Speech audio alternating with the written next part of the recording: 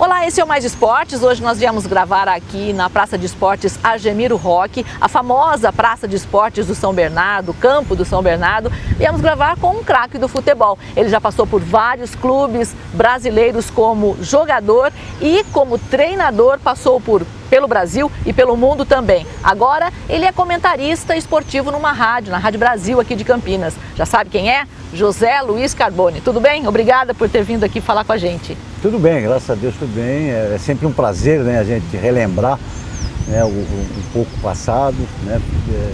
Eu, por exemplo, jogar futebol era o que eu mais queria. Ser jogador de futebol, é claro que influenciado um pouco pelo meu tio, né, que jogou no Corinthians na década de 50 e tal.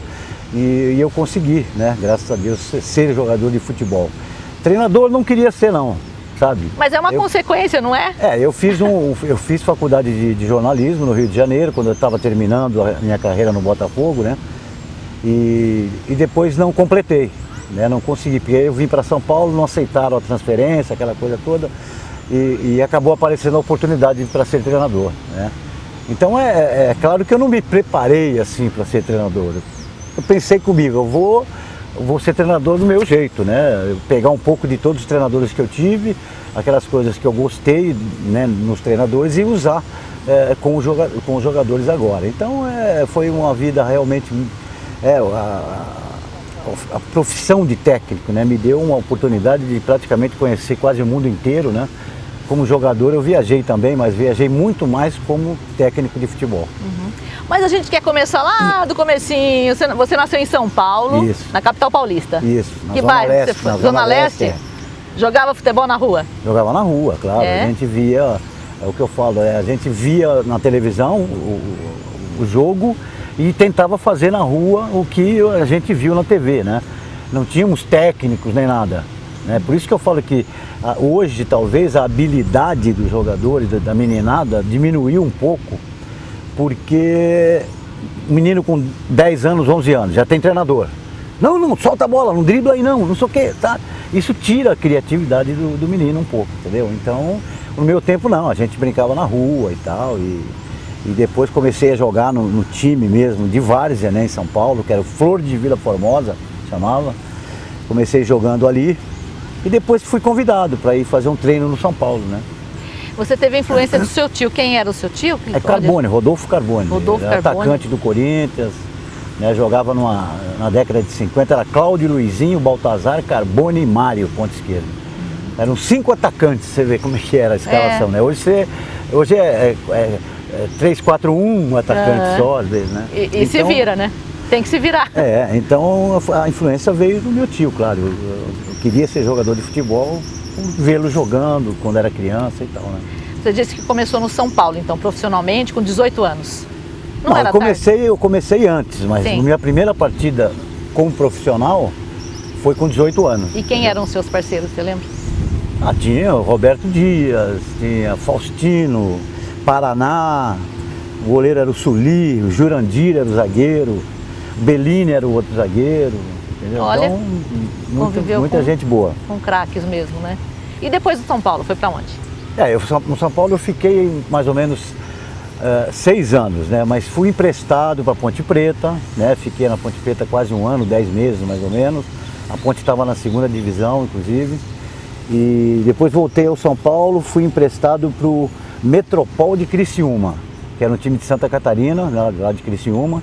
Não existe mais esse clube, mas antes era um time forte, né, lá de Santa Catarina. E como eles disputavam, né, a Taça Brasil, não tinha Campeonato Brasileiro na época, então era a Taça Brasil. Então a gente jogou contra o Grêmio, né? E o pessoal do Internacional me viu jogando contra o Grêmio, entendeu? Então se eu não tivesse ido pro Metropol de Criciúma, eu não teria ido pro Inter. São as pontes da vida, né? Então eles me viram jogando e vieram no São Paulo e tal, e já me contrataram em definitivo. Eu fui vendido pro Internacional de Porto Alegre. A princípio eu não queria ir não, sabe? Esse negócio de mudar de cidade não me agradava tanto, mas depois você vai. Acabei ficando 5 anos em Porto Alegre, né? Tive a minha primeira filha do primeiro casamento lá, a Daniela, nasceu lá em Porto Alegre. Então aí que eu falo, né? A amizade que a gente faz em 5 anos de trabalho, com praticamente quase todos os mesmos jogadores, né, que antes não se trocava tanto de jogador assim. Então eu até hoje tenho amizades assim muito grandes em Porto Alegre. Mas depois de Porto Alegre, você encerrou sua carreira de jogador onde? Não. Aí em Porto Alegre eu fui convocado a primeira vez para a seleção brasileira como jogador do Inter. Jogou na seleção? Joguei. Em 74, foi isso? Eu joguei em 73 e 74. Sim, 2 anos. Então, a primeira partida que eu fiz, eu estava no Internacional, quando eu fui convocado a primeira vez. Foi uma excursão que teve em 73, então a gente excursionou por 9 países, a gente jogou, ficamos acho que 35 dias viajando, né, com a seleção brasileira. Então passamos por vários países e tal, e aí eu fiquei na expectativa, fui vendido ao Botafogo, o Botafogo do Rio foi lá, inclusive o Sargentelli, botafoguense doente, falecido Sargentelli, que Deus o tenha, ele estava fazendo um show lá em Porto Alegre com as mulatas dele lá e tal. Famosas, né? E encarregaram ele de ir até o Internacional tentar a minha contratação, né? Olha. E ele foi, conversou com a diretoria do Inter e tudo, aí deu certo, né? E a gente ficou amicíssimo, sabe? Eu e o Sargentelli. E ele sempre comparecia para ver os jogos e tal. Aí quando saiu a convocação para a Copa do Mundo de 74, eu já estava no Botafogo, entendeu? Então aí eu fui convocado já estando no Botafogo. Mas infelizmente, né, ficamos 3 meses treinando. Eu joguei poucas partidas, né, acho que uma ou 2 partidas. Uma semana antes do embarque, o Zagallo me chamou assim, friamente, né? Coisa que eu nunca mais fiz com jogadores. Eu fui aprendendo essas coisas também com os treinadores que eu tive. Entendeu? Quando eu tiro o jogador do time, eu dou uma satisfação para ele. Eu dou uma explicação, o porquê que eu estou fazendo aquilo. Né? Entendeu? Tem que preparar o jogador que ele vai incentivo ele a procurar, a continuar, né? A continuar trabalhando, treinando mais forte e tal. Então ele foi lá, ó, você sabe que vai ter 3 cortados, você é um deles, tá? Obrigado. Então fechou a porta, saiu.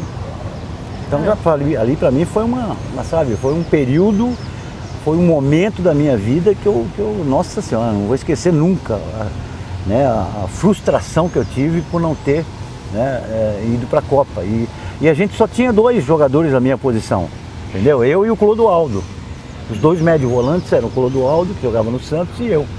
E não recebi nenhuma explicação por quê, né, que eu fui cortado. Mas tudo bem, a vida continuou. Quem eram os outros 2 cortados, lembra? Os outros 2 cortados acho que foram Enéas, que já faleceu também, o falecido Enéas, que jogava na Portuguesa, e o Mirandinha, que era do São Paulo. Você chegou a conversar com o Zagallo depois disso? Depois de alguns anos, já com a... Não, depois de alguns anos sim, eu já era treinador. Sobre isso? Eu já era treinador. Não, sobre isso não, eu nunca perguntei o porquê, né? Mas é claro que a relação nunca ficou a mesma, né? Eu lembro que a minha filha, a mais velha, a Daniela, que nasceu em Porto Alegre, ela estava com 3 anos, eu acho, 3 anos, 73 anos ela tinha, né? Aí teve um dia que eu entrei no quarto assim, ela tinha um placar, já tinha naquela época a revista Placar, com o Zagallo na capa. E ficou aquela sabe, a imprensa toda falando que injustiça, o Zagallo cortou o Carbone foi cortado pelo Zagallo e tal, ficou vários dias esse negócio. Aí eu entrei no quarto, ela estava com a tesoura cortando a capa da revista. Com raiva. Não, cortando o Zagallo. Na cabeça dela, Zagallo cortou o Carbone. E ela então cortou o Zagallo. Ela pegou a tesoura e cortou o Zagallo, tá vendo? Só a ideia que ela teve, né? Porque ela não estava entendendo o que quer dizer cortar né? Aí ela cortou o Zagallo com a tesoura, a capa da revista. A gente continua essa história daqui a pouquinho.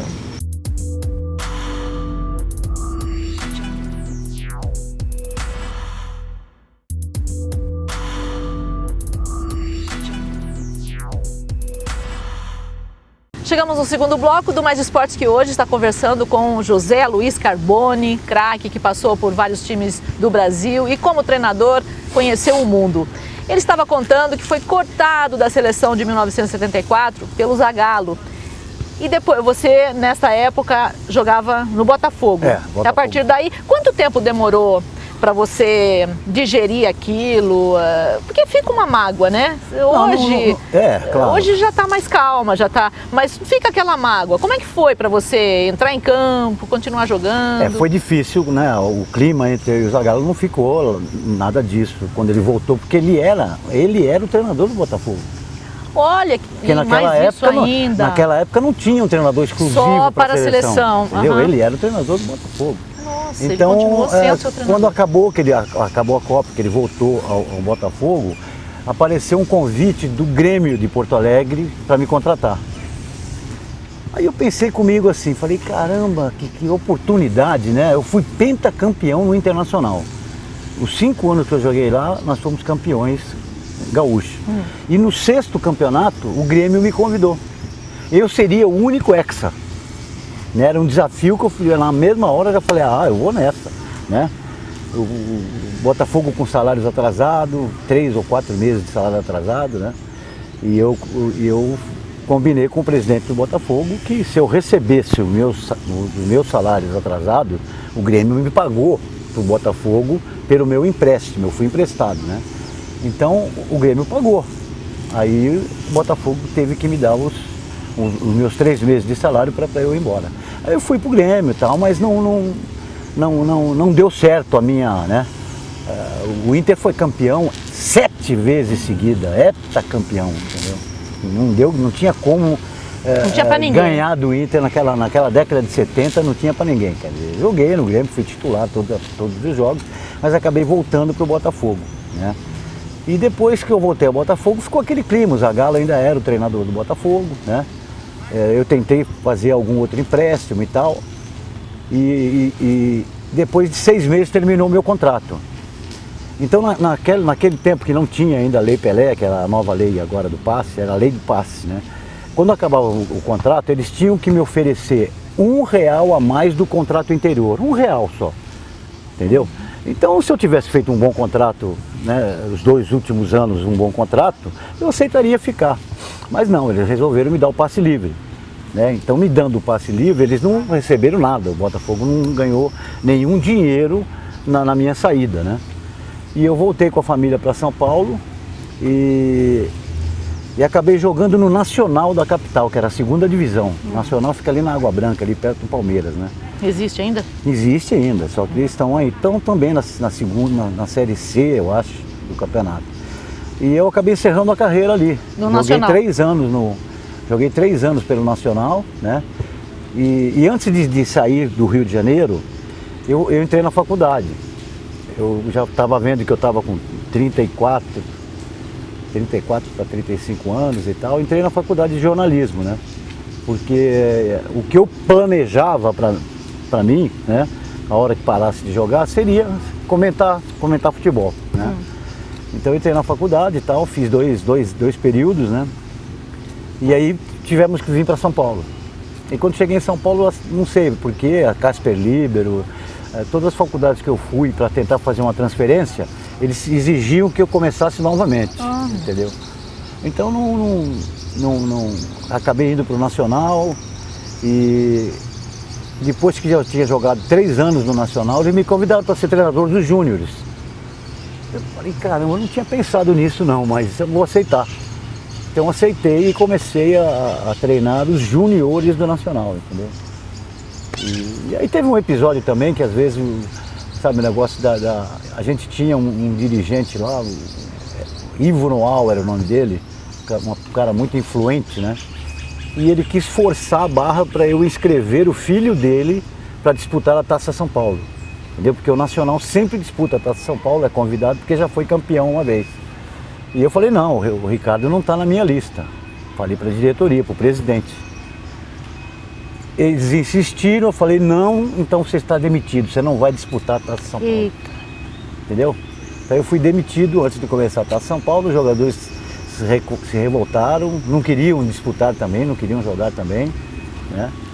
E eu falei, não, eu quero que vocês joguem, eu vou estar presente aí, lá do lado de fora, mas vou estar presente, entendeu? E esse dirigente, quando me demitiu, falou, olha, tem mais uma coisa que eu vou te falar. Você não vai ser ninguém como treinador. você não tem cintura, você não sabe levar as coisas. Eu falei assim, olha, se precisar disso, eu realmente não vou ser treinador, eu vou parar. Se precisar disso que você está falando para ser treinador, eu não vou treinar. E isso aconteceu em novembro de 82. Em novembro de 83, eu estava no Maracanã vendo ali Fluminense campeão carioca de 93. E eu era o técnico do Fluminense. Quer dizer, primeira coisa que eu lembrei... Foi do que falaram. Foi disso que ele falou, né? Que eu não vou ser ninguém como treinador. E um ano depois, né, a minha carreira foi muito rápida, porque do Nacional eu fui para um time pequeno lá no Rio de Janeiro, Goitacás de Campos, né? E fomos bem no primeiro turno. E no segundo semestre o Fluminense já me contratou, entendeu?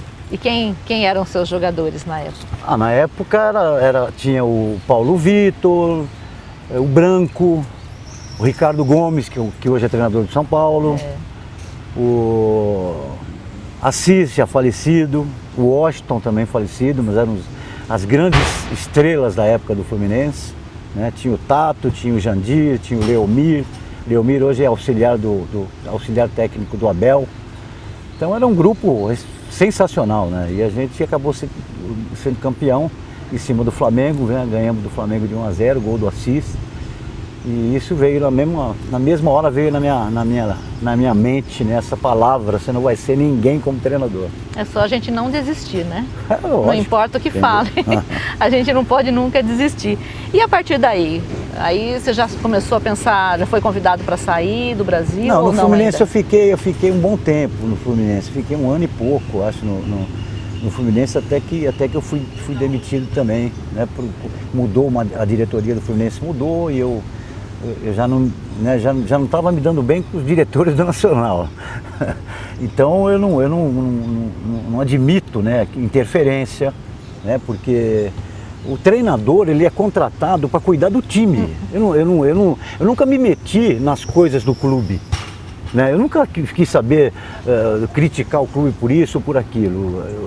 Eu tenho que me preocupar com o time. Eles me contrataram e o time sou eu que mando, tá entendendo? Então, quando acontecem interferências, eu não permito, nunca permiti que interferissem no meu trabalho, né? Aí acabei saindo também do Fluminense e vim para Ponte Preta. Foi quando eu vim treinar Ponte Preta, em 84. Foi em 84 que eu vim treinar Ponte Preta.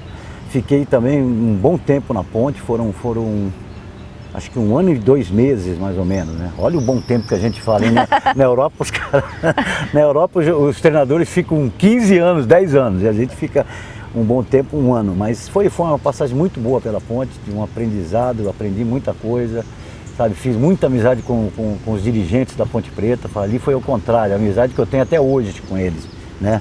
O Fausto, o Carlos Vacchiano, Mirzo Puccetti, sabe? Então era um grupo que comandava a Ponte Preta e o Carlos Vacchiano era o presidente, né? Então a gente se deu muito bem e revelamos jogadores aqui na Ponte e tudo. E eu, na Ponte Preta, eu entreguei o cargo, entendeu? Eu que entreguei o cargo. Nós estávamos num momento assim que a Ponte chegou a contratar o Sócrates, né? Aí o Sócrates não veio, foi pro Flamengo, tá? Então o ambiente não estava muito bom e aí eu pedi demissão. Eles não queriam, né? Eu falei, olha, eu vou até o Rio, viajar para o Rio para, né, enfim, porque eu sempre segunda-feira normalmente eu ia para o Rio de Janeiro. E aí eles conversaram, você não quer, então deixa o Tuta treinar e você fica. Eu falei, não tem nada a ver, o Tuta era meu auxiliar técnico, entendeu? E aí eu falei, eu não quero e tal, aí eles aceitaram realmente, aí rescindi com a Ponte Preta e voltei para o Rio de Janeiro. Isso já faltava o quê? 3 meses para terminar o ano, mais ou menos, acho. Aí cheguei no Rio de Janeiro, o Botafogo me chamou de novo. Aí já como treinador, como né? Treinador. Aí eu fui para o Botafogo como treinador, no lugar do... Até o Abel tinha saído, o Abel Braga tinha saído e eles me contrataram para ser o treinador do Botafogo. Aí fiquei também mais 1 ano e pouco lá no Botafogo. E aí começou as saídas, né? Eu saí para o exterior, a primeira vez foi depois que eu estava no Guarani, né? Ah, você treinou o Guarani também? Treinei o Guarani. Aí eu estava no Guarani, foi aquele ano que o Viola matou a gente, sabe? A gente ia ser campeão, né? Era o melhor time do campeonato. De repente vem o Viola e faz um gol que eu nunca vi. E a gente acabou perdendo aquele campeonato, fomos vice-campeão, mas antes de terminar o campeonato, eu já tinha acertado a minha ida para o Catar, né? O Ziz era o preparador físico lá, e ele veio, ele estava de férias, ele veio a Campinas, almoçamos juntos e tal, ele me mostrou o contrato e tal. E eu avisei o Beto Zini que, né, com qualquer resultado, mesmo que a gente for campeão ou não, ia embora, eu ia embora bater pro Catar. asa. Bom, essa história vamos contar daqui a pouco? Então tá, a aventura pelo mundo do Carbone.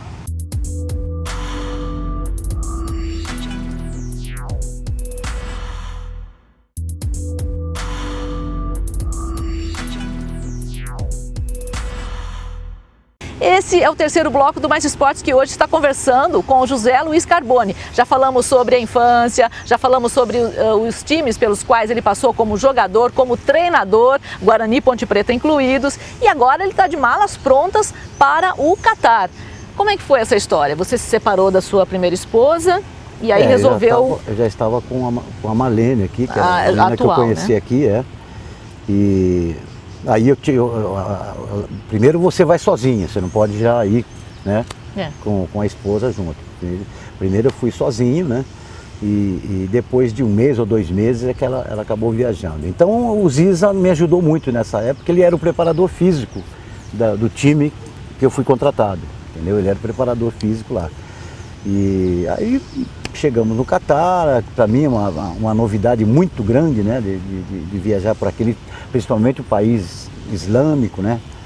Aí tinha, sei lá, muitos brasileiros lá. Isso aqui facilitou bastante, né? Tinha muitos treinadores brasileiros, preparadores físicos brasileiros, massagistas brasileiros, né? E todos com família. Então você não sentiu muito a dificuldade da língua? A gente ali tinha um esquema o seguinte, toda sexta-feira, né, a gente se reunia na casa de um brasileiro, né? Cada dia era na casa de um.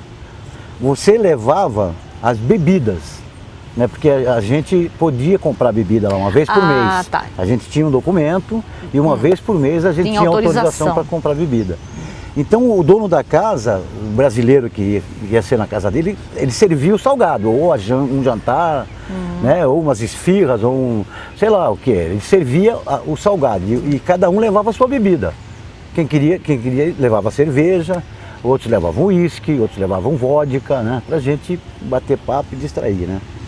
E aí eu tenho uma situação engraçada que eu arranhava no violão naquela época, né? Estava empolgado e tal, todo dia eu pegava o violão, dava uma...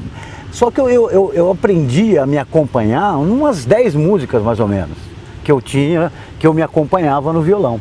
E o pessoal sempre falava, ó, vai lá, não esqueça de levar o violão e tal, né? Aí depois de umas 2 semanas assim, na terceira semana, comecei a cantar e me acompanhar no violão, e escutei uma voz assim, de novo, a mesma. Aí eu parei com o violão, né? Parei, olhei para trás, não sei quem falou, mas eu falei assim, ó, eu só quero dizer uma coisa. Vocês é que são os mesmos espectadores. Não sou eu que estou tocando a mesma. Se você for ver um show do Chico Buarque, ou de qualquer um, ele vai tocar as mesmas músicas. Claro. Se você for toda semana, aí começaram a dar risada, tal, entenderam, né, a situação, mas isso não impediu, né, a minha vontade de continuar. Mas que tipo de música? Pagodinho? Sei que você gosta de um pagode, né? Mais samba, eu gosto mais de samba, né? Samba. Eu sempre gostei mesmo, realmente de só violão, timba também? Timba também. E eu tenho um netinho com 1 ano e 6 meses, o João. Nessa época você já tinha esse netinho? Não, agora. Nasceu agora, gêmeos, né? Tá. São gêmeos. Legal. Eu tenho um aqui com 5 anos e os gêmeos com 1 ano e 5 meses, mais ou menos. Sei. E o João, teve um dia na casa da minha filha lá, que a gente fez um negocinho lá, ele pediu para mim pegar timba no carro e tal, para cantar umas músicas e tal. E eu peguei a timba e tal, cantamos bastante, e ele olhando para mim, João. Aí teve um dia que eu fui lá na casa da minha filha, né, ele pega um negócio de papel higiênico lá no banheiro e vem pra sala batendo. Ai, que lindo! Tá vendo? Já influenciou, já influenciou. Fiquei emocionadíssimo ele viu uma vez eu batendo no timba e veio lá com o baldinho batendo, cara. Você tem coisa impressionante. E futebol, eles já gostam? Você acha que não, eu acho que não vai dar não. O Raul já é mais, sabe, o Raul ele se amarra em animais. É vidrado em animais. Você leva ele no zoológico, ele fica louco de ver animais, entendeu? Então ele tem uma cabeça assim muito virada para isso, talvez vai ser aí, sei lá, veterinário, alguma coisa, mas futebol ali não é muito chegado não. Mas esporte, tem uma filha sua que é treinadora de vôlei, é isso? Do primeiro casamento, a Gabriela, ela jogou vôlei muito tempo no Flamengo e tal, e aí depois foi jogar nos Estados Unidos, convidaram ela para jogar nos Estados Unidos, ela terminou a faculdade dela lá, e depois o meu filho, né, o Rodrigo mora em Santa Catarina, ele tem uma escolinha de futebol lá. E o meu neto, filho do Rodrigo, o João Vitor, ele tem 11 anos e já foi contratado pelo Grêmio. Aí, então já está tudo encaminhado. Entendeu o que eu estou falando? Eu já falei para meu filho, é muito cedo e tal. Não, mas pai, eles não, cedo agora, né? Mas ele tá lá no Grêmio, foram campeão, 4 vezes campeão em cima do Internacional. Ele usa Carbone também, o nome, o menino? Como é que é o nome dele? João Vitor Carbone. João Vitor Carbone. Que posição que ele joga? Ele joga de centroavante, atacante, Porque meu filho foi profissional também, entendeu? O meu filho jogou no Fluminense, eu era treinador do Fluminense e levei ele para ir jogar no Fluminense ali com 10 anos também, 11 ou 10 anos, mas no amador lá. E ele acabou sendo profissional, ele saiu do Fluminense depois, ele continuou lá, entendeu? Aí jogou na Polônia, jogou na China, entendeu? O que mais que ele jogou? Ele jogou em 3 ou 4 times do exterior, né? E ele casou com a Heloísa, que também é jogadora de vôlei. Olha, é vôlei e futebol na família, então. Então ele ia ver a irmã jogar e já ficava de paquera nas colegas das irmãs, entendeu? E aí acabou casando com a coisa. Então eu achei que agora ele já nasceu o Bernardo, agora ainda falei, né? Agora para ficar legal, o João Vitor puxou o pai, jogador de futebol, e o Bernardo puxa a mãe, jogadora de vôlei, né? Certo, tudo em família. Bom, depois disso você resolveu ser comentarista esportivo, que é o que você faz agora. Você, com toda essa experiência que você teve como jogador de futebol, como treinador, agora você é comentarista esportivo na Rádio Brasil, é isso? Isso faz uns 3 anos atrás, que o Claudinei me convidou, né? Claudinei Corse, E a gente fazia os jogos no estádio mesmo, né? Ia no Moisés Bucarelli, ia no Brinco de Ouro. Quando o jogo era aqui próximo também a gente viajava. Então foi um aprendizado muito grande, né? Eu devo muito ao Claudinei por isso, porque ele quando eu cometia um erro, ele me corrigia, entendeu? Faz desse jeito, não faz desse jeito e tal. E comentar os jogos para mim sempre foi fácil, né? Porque é a sua vida, né? A minha vida inteira eu vivi dentro do futebol. Então para mim sempre foi fácil você perceber uma substituição do jogador, por que foi substituído, aquela coisa toda.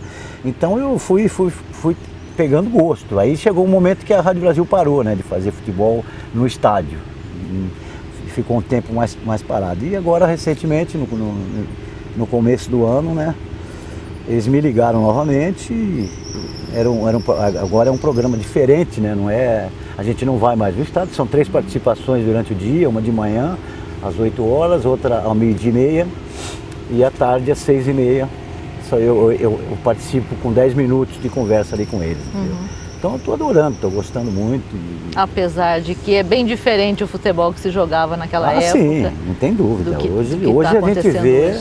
Né, ontem eu estava vendo essas duas partidas que eu assisti ontem, né, pela TV, e ficava lembrando assim, o Gerson, como jogador do meu tempo, né, o Gerson tinha uma habilidade danada, mas não tinha a velocidade. Ele não tinha.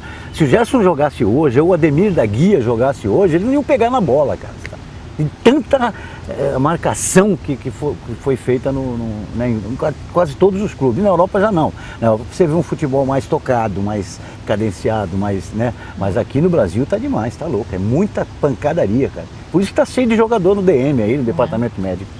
O negócio é jogar deitado, né? Já fica deitado no chão, já. Carbone, o nosso tempo acabou, eu sei que tem muita história ainda para contar, quem sabe numa próxima oportunidade. Eu quero agradecer você por ter disponibilizado aí seu tempo. Faltou dizer alguma coisa que você acha que deveria ter falado? Fique à vontade. Não, a passagem talvez pelo Irã, muita gente pensa que o Irã não tem, o Irã é perigoso, não vou dizer, mas no meu período lá, a gente morava próximo à embaixada brasileira, entendeu? A gente éramos em 3, né? Eu, o preparador físico e o treinador de goleiros. E a gente, semanalmente, uma vez por semana, a gente passava na embaixada, entendeu? Somos muito amigos do embaixador. E ele tranquilizou a gente, falou, olha, vocês ficam tranquilos, que a gente tinha muito medo de quando acontecia de fechar o aeroporto. Entendeu? Quando acontece qualquer negócio assim, fecha o aeroporto. Né? E ele falou, ó, vocês ficam tranquilos que se for acontecer alguma coisa, a gente avisa vocês com 30 dias de antecedência. Dá tempo tranquilo, né? Dá tempo de você fazer a mala e se mandar tranquilamente. Então a gente já ficou bem mais tranquilo com isso, porque a nossa preocupação realmente era essa, né? De a gente estar num país que, né, realmente é perigoso, né? E fechar o aeroporto, aí é complicado. Mas deu tudo certo. Deu tudo certo. Deu tudo certo. Graças a Deus. Obrigada, viu? Muito obrigada. Foi um prazer participar. Obrigada. Nós ficamos por aqui, esse foi o Mais Esportes. Conversamos com o José Luiz Carbone. Obrigada por ter ficado com a gente e até o próximo.